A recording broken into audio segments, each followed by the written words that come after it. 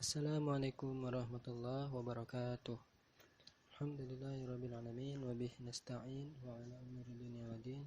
Wassalatu wassalamu ala asrafil anbiya'i wal mursalin wa ala alihi wa sahbihi ajma'in. Amma ba'du. Alhamdulillahirrabbilalamin. Kita masih diberikan beribu-ribu nikmat, juga banyak kesempatan. Salah satunya kesempatan kita masih bisa mengikuti atau menuntut ilmu walaupun dengan keadaan seperti sekarang dan media yang ada. Yang saya hormati Bapak Ahmad Fatoni SESY MEK selaku dosen pengampu dari mata kuliah Ekonomi Moneter Islam. Kemudian kepada teman-teman semua yang saya dan kami banggakan, semoga teman-teman semua selalu dalam keadaan sehat. Kemudian semoga tidak bosan-bosan untuk tetap menjalankan protokol kesehatan. Pada kesempatan kali ini, izinkan kami memperkenalkan profil dari kelompok kami. Itu kami dari kelompok 11 yang beranggotakan Handika Panji Nugroho, kemudian saya sendiri Panji Sundani, yang pada kesempatan kali ini insya Allah akan mempresentasikan hasil kerja kelompok kami dengan tema pembahasan yaitu mereview jurnal Alur Transmisi dan Efektivitas Kebijakan Moneter Ganda di Indonesia, karya dari Ascarya. Kemudian yang pertama akan membahas pembahasan pada kesempatan kali ini saya sendiri. Namun sebelum masuk ke pembahasan, izinkan saya membuka dengan lafaz bismillah. Bismillahirrahmanirrahim. Kemudian masuk ke pembahasan pertama yaitu latar belakang. Kebijakan moneter suatu bank sentral atau otoritas moneter dimaksudkan untuk mempengaruhi kegiatan ekonomi pada sektor real dan harga melalui mekanisme transmisi yang terjadi. Untuk itu, otoritas moneter harus memiliki pemahaman yang jelas tentang mekanisme transmisi di negaranya. Mekanisme transmisi kebijakan moneter dapat bekerja melalui berbagai saluran, seperti suku bunga, agregat moneter, kredit, nilai tukar, harga aset, dan ekspektasi, menurut Warjio dan Agung pada tahun 2002. Sehingga pemahaman tentang transmisi kebijakan moneter menjadi kunci agar dapat mengarahkan kebijakan moneter untuk mempengaruhi arah perkembangan ekonomi pada sektor real dan harga di masa yang akan mendatang. Kemudian di sini ada grafik 1 yaitu tentang pertumbuhan bank syariah di Indonesia. Pada tahun 2000 ada 2 bank syariah dan 3 unit usaha syariah atau UUS dengan 65 kantor dan hanya menguasai 0,17% dari total aset. Sementara pada akhir 2010 sudah berdiri 11 bank syariah dan 23 unit usaha syariah dengan total 1.477 kantor dan 1.277 loket office channeling di bank konvensional. Pangsa pasar bank syariah telah mencapai 3,24% dari total aset atau 97,52 triliun rupiah dengan persentase 48% pertumbuhannya per tahun. Nah, dari sisi moneter, Bank Indonesia memperkenalkan instrumen moneter syariah pertama pada tahun 2000, yaitu Sertifikat Wadiah Bank Indonesia, atau disingkat dengan SWBI, yang masih bersifat pasif. Dengan semakin tumbuh pesatnya perbankan syariah, tahun 2008, Bank Indonesia mengganti SWBI dengan instrumen moneter syariah yang lebih baik, yaitu Sertifikat Bank Indonesia Syariah, atau disingkat dengan SBIS, yang berdasarkan pada akad jualah. Sementara itu, di sini ada grafik yang kedua, yaitu tentang inflasi di beberapa negara penganut inflation targeting. Nah, sejak Juli 2005, Bank Indonesia sebagai otoritas moneter di Indonesia telah menerapkan full-fledged inflation targeting, yaitu framework kebijakan moneter yang dicirikan dengan pengumuman resmi target inflasi untuk rentang waktu tertentu, dan kebijakan moneter dilaksanakan oleh bank sentral yang independen untuk mencapai target dengan tingkat transparansi dan kredibilitas yang tinggi. Inflasi targeting framework telah diterapkan oleh sebagian besar bank sentral, khususnya di negara maju, dalam 17 tahun terakhir, sehingga transmisi suku bunga atau interest rate pass-through telah lebih banyak menarik perhatian dari sebelumnya. Penerapan inflation targeting framework secara empiris terbukti di beberapa negara maju maupun negara berkembang dapat mengontrol inflasi pada tingkat yang relatif rendah.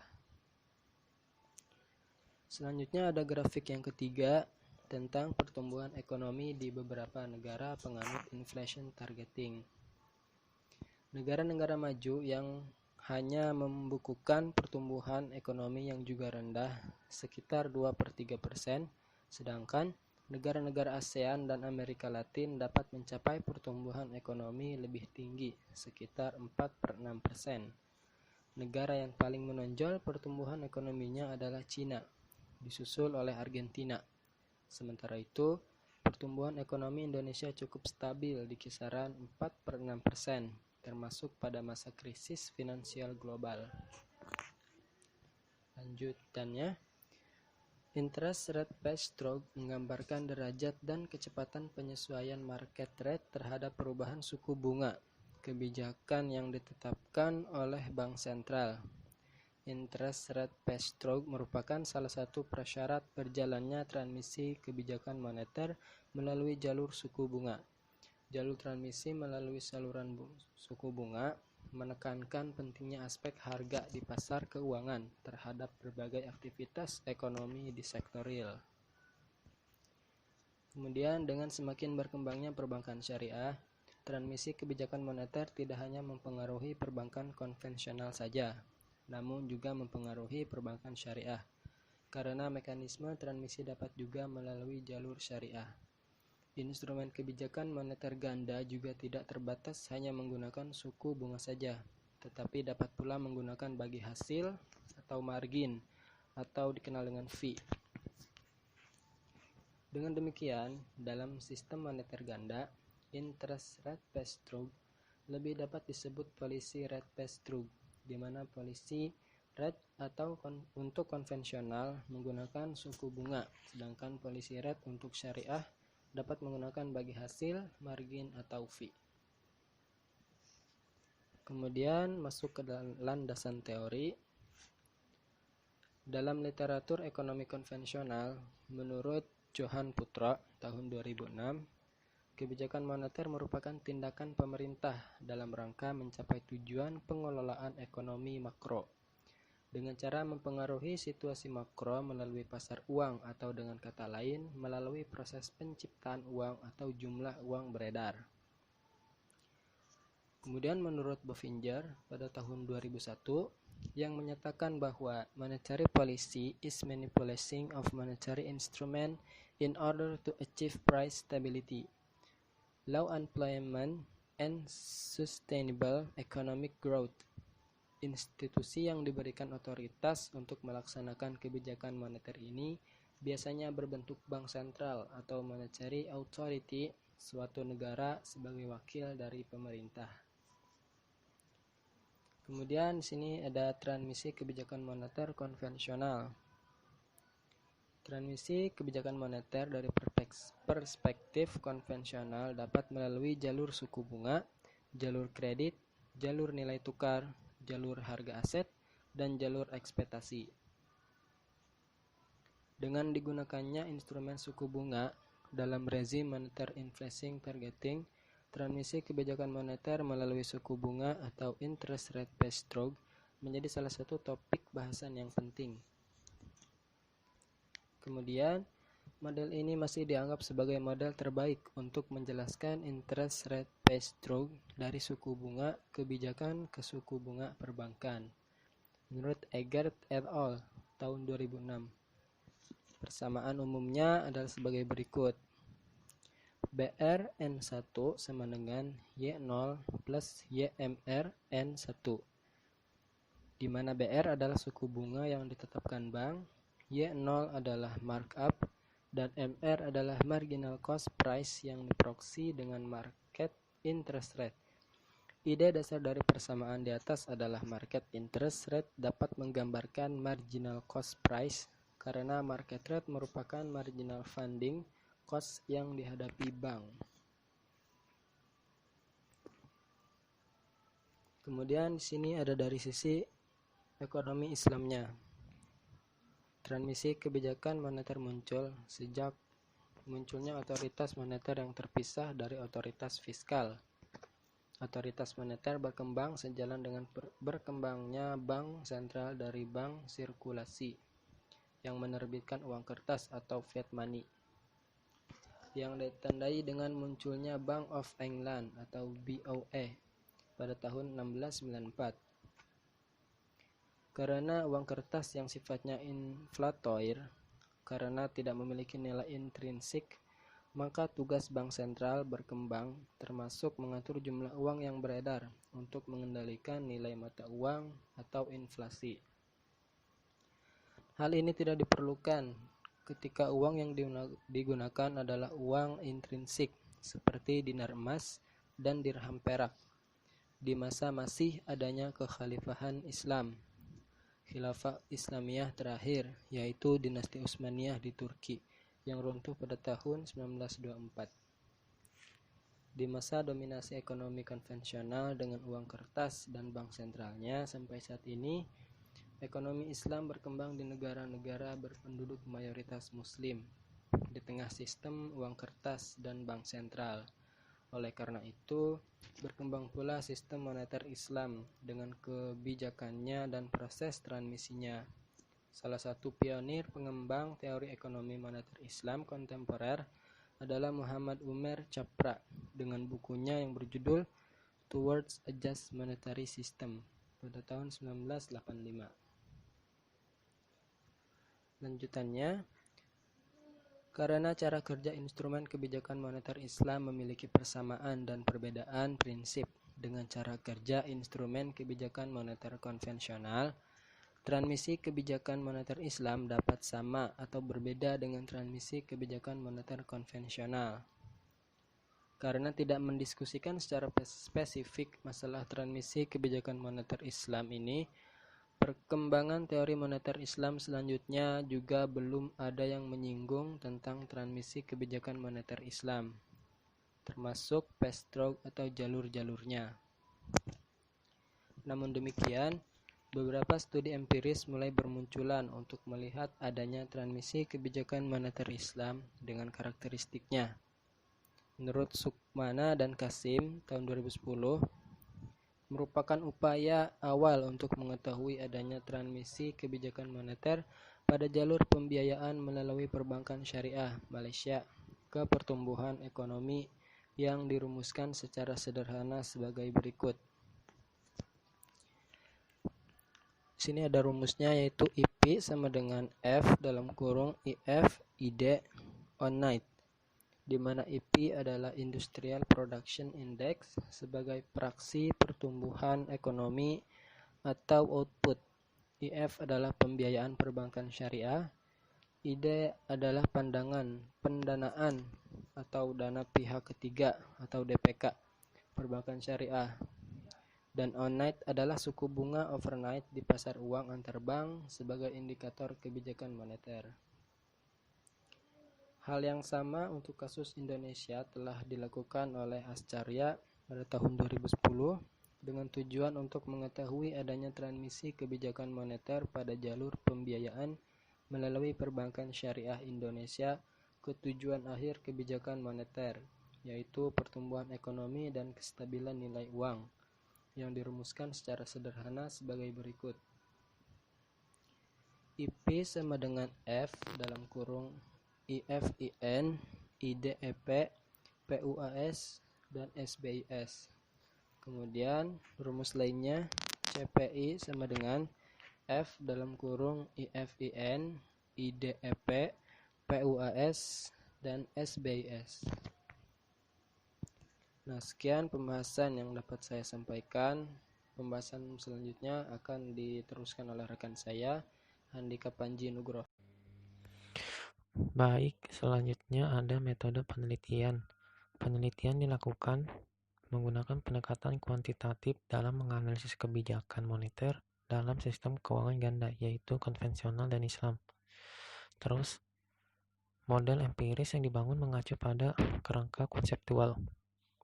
Kebijakan moneter ganda di Indonesia menggunakan instrumen kebijakan moneter ganda, yaitu Surat Berharga Bank Indonesia atau SBI dan SBIS. Tingkat suku bunga SBI dan tingkat fee SBIS berperan sebagai policy rate. Policy rate ini akan mempengaruhi pendanaan dan pembiayaan perbankan melalui pasar uang antar bank konvensional dan syariah yang akan mempengaruhi biaya dana perbankan dalam menyalurkan kredit atau pembiayaannya. Ekspansi kredit dan pembiayaan akan menghasilkan output dan mempengaruhi tingkat inflasi. Selanjutnya ada data dan variabel. Jadi, data yang digunakan dalam studi ini adalah data sekunder, runtut waktu time series, bulanan dari suku bunga kebijakan moneter konvensional, suku bunga simpanan, dan pinjaman perbankan konvensional, serta bagi hasil atau margin atau fee kebijakan moneter syariah, bagi hasil simpanan atau investasi, dan bagi hasil atau margin pembiayaan perbankan syariah, ditambah data inflasi IHK periode Januari 2003 sampai dengan September 2009 yang diperoleh dari SEKI, DSM, dan DPBS Bank Indonesia. Ini lanjutannya ada diagram 1 terkait dengan kerangka konseptual. Jadi di sini ada beberapa variabel. Yang pertama itu ada SBIT. Itu policy rate konvensional, merupakan SBI 1 bulan yang didapat dari DSM BI. Terus selanjutnya ada SBIST.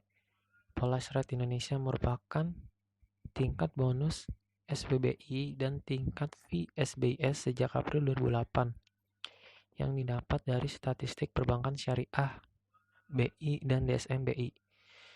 Ketiga ada PUA BT, suku bunga pasar uang antar bank konvensional. Keempat ada PUAS ST, tingkat bagi hasil pasar uang antar bank syariah. Terus ada INTT, suku bunga kredit bank konvensional. Yang keenam ada PLST, tingkat bagi hasil pembiayaan mudharabah dan musyarakah bank syariah. Ketujuh ada LOAN, total kredit bank konvensional. 8 ada FINE CT, total pembiayaan bank syariah.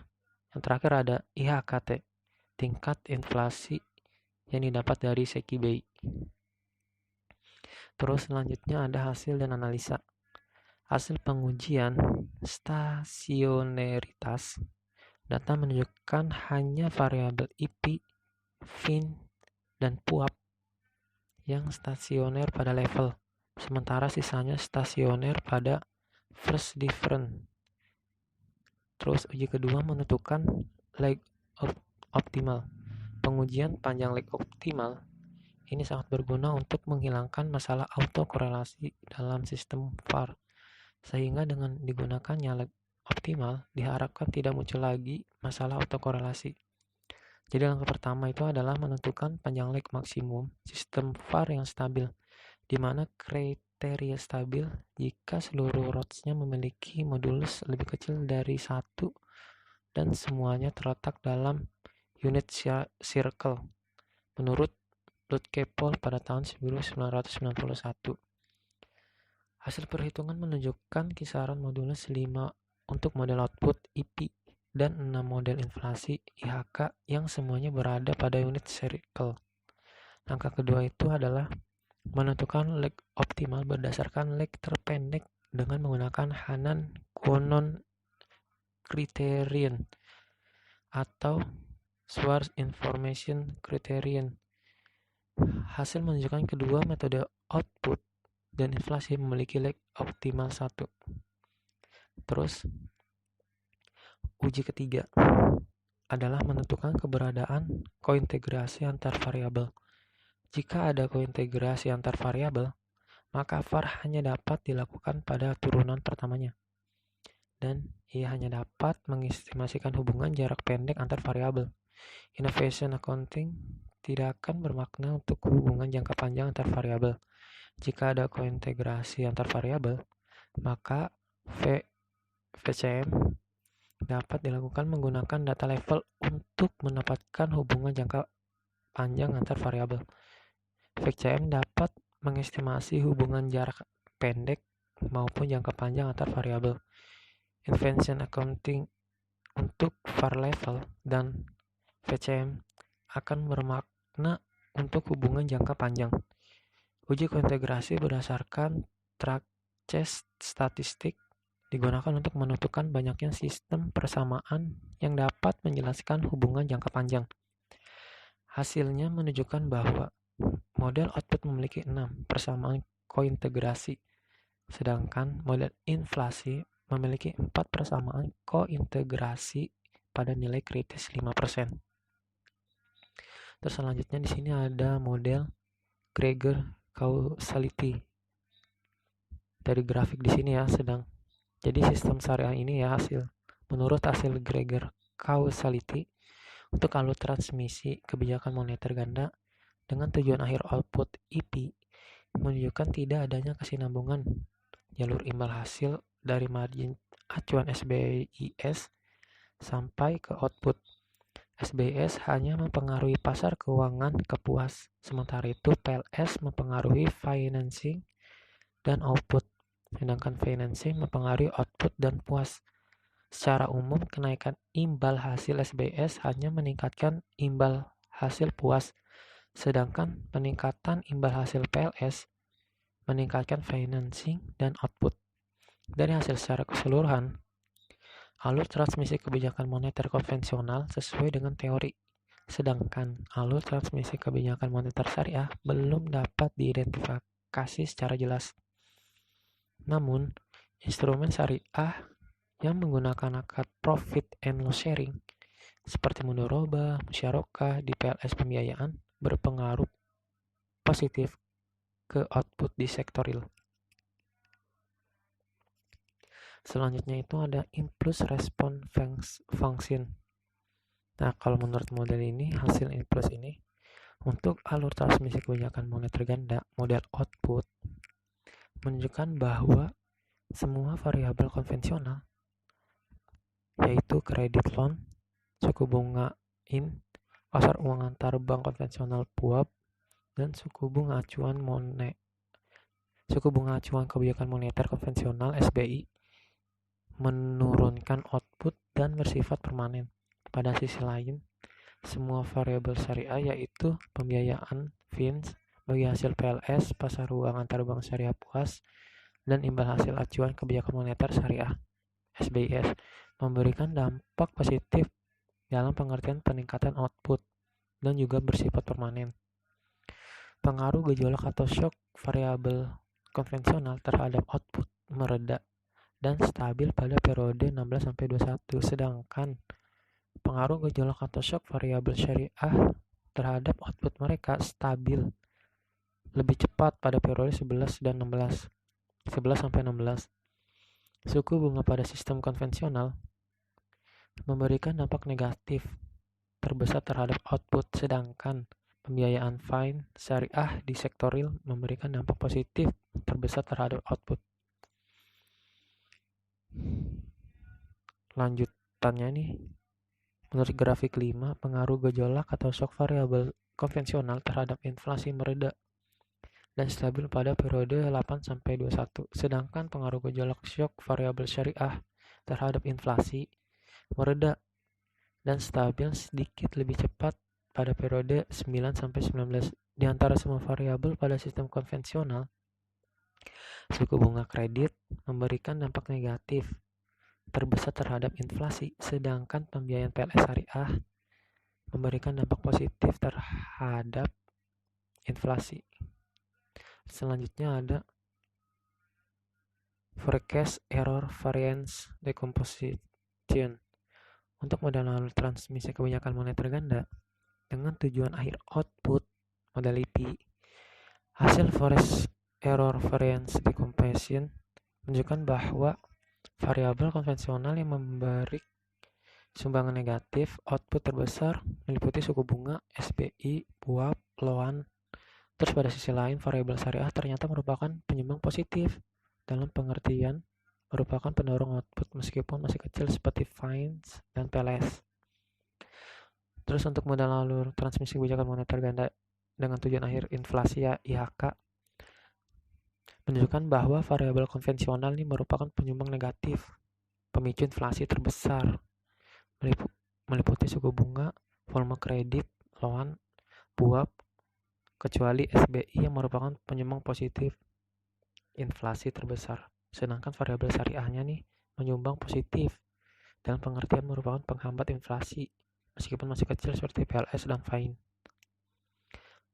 Terus lanjutan dari yang sebelumnya, jadi hasilnya menunjukkan bahwa secara keseluruhan ya variabel konvensional merupakan penghambat, sementara variabel syariah merupakan pendorong pertumbuhan ekonomi. Secara agregat, variabel konvensional ini memberikan kontribusi negatif terhadap pertumbuhan ekonomi sebesar 31,29%. Sedangkan variabel syariah berkontribusi positif terhadap pertumbuhan ekonomi sebesar 1,62%. Kesimpulannya, jadi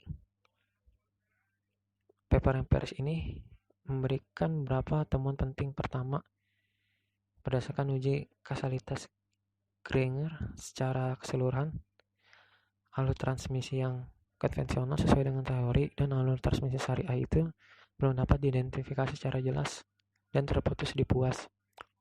Namun, instrumen syariah yang menggunakan akad profit loss sharing seperti mendorong barang musyarakah di PLS pembiayaan berpengaruh positif terhadap output sektorial dan tidak berpengaruh ke inflasi. Kedua, dari IRF secara keseluruhan, gejolak SBI, PUAP, suku bunga dan kredit berdampak negatif dan permanen terhadap inflasi dan pertumbuhan ekonomi, serta menunjukkan indikasi adanya pelaku spekulatif. Pada sisi lain, gejolak SBIS, ini menurut syariah ya, gejolak pada SBIS, PUAS sebagai hasil dan pembiayaan syariah berdampak positif dan permanen terhadap inflasi dan pertumbuhan ekonomi, serta tidak menunjukkan indikasi adanya pelaku spekulatif. Terus yang ketiga itu mengacu pada variance decomposition. Secara keseluruhan, variabel konvensional yang utamanya adalah variabel sektor finansial secara alamiah memiliki andil dalam memicu inflasi dan menghambat pertumbuhan ekonomi. Terdapat pengecualian. Jadi semuanya itu memiliki andil dalam memicu inflasi. Tapi cuma SBI doang nih yang terlihat mempunyai andil menahan inflasi sebesar 1,52%. Andil SBI ini menahan inflasi ketika kontraksi moneter sesuai dengan praktek kebijakan moneter konvensional selama ini, namun memicu inflasi melalui peningkatan suku bunga kredit dan menghambat pertumbuhan ekonomi. Pada sisi lain, variabel syariah yang utamanya variabel sektorial secara alamiah memiliki andil menahan inflasi dan mendorong pertumbuhan ekonomi. Segitu aja pemaparan dari kelompok kami, kurang dan lebihnya mohon dimaafkan. Wallahu muwaffiq ila aqwamit thoriq. Assalamualaikum warahmatullahi wabarakatuh.